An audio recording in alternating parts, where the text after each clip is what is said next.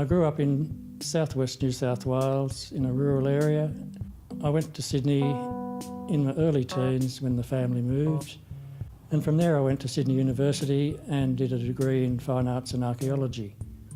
From there I went into art teaching for 17 years.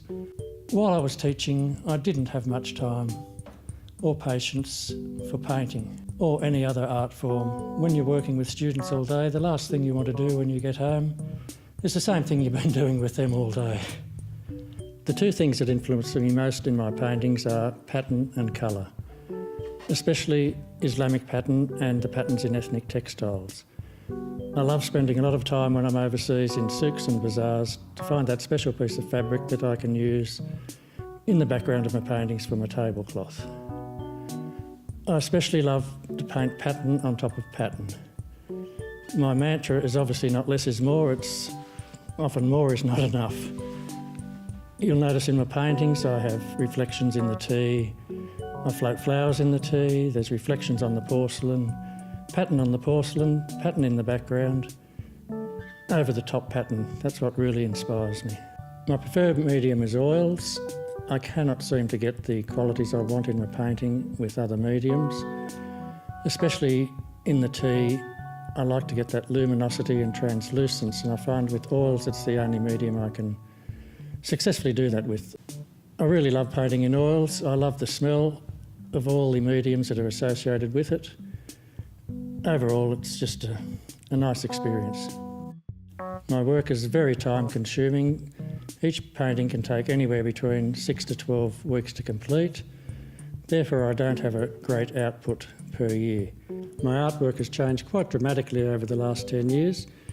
When I first started painting, I started off painting Monet-type watery landscapes and botanicals. I soon got a little bit tired of this, as every second person seemed to be painting in this sort of fashion.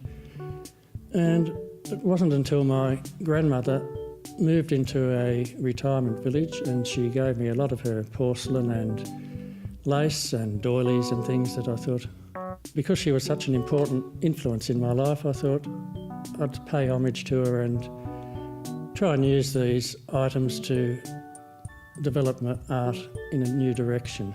Morning and afternoon teas were a big ritual in Nana's household. The table was always set lovely with all the china, the lace, and a huge assortment of homemade goodies. Very, very memorable times, simple things in life that were made special. My first series of teacup paintings were quite traditional and they had a plain black background. After that I was a bit stumped of where to take it to, and one day I hit upon the idea of just doing a series purely on Australiana. My most recent series has taken me in a slightly different direction. I'm starting to use a different viewpoint in the paintings now. I'm looking down on the setting so that it's an aerial viewpoint, and what I like about that is it's giving an abstract quality to the painting, especially when the pattern on the porcelain is identical or very close to the pattern in the background of the tablecloth. I like the contrast of the abstract quality of the pattern against pattern as opposed to the overriding realism in the painting itself. And for me, this is sort of the direction I think I'm going to be heading into.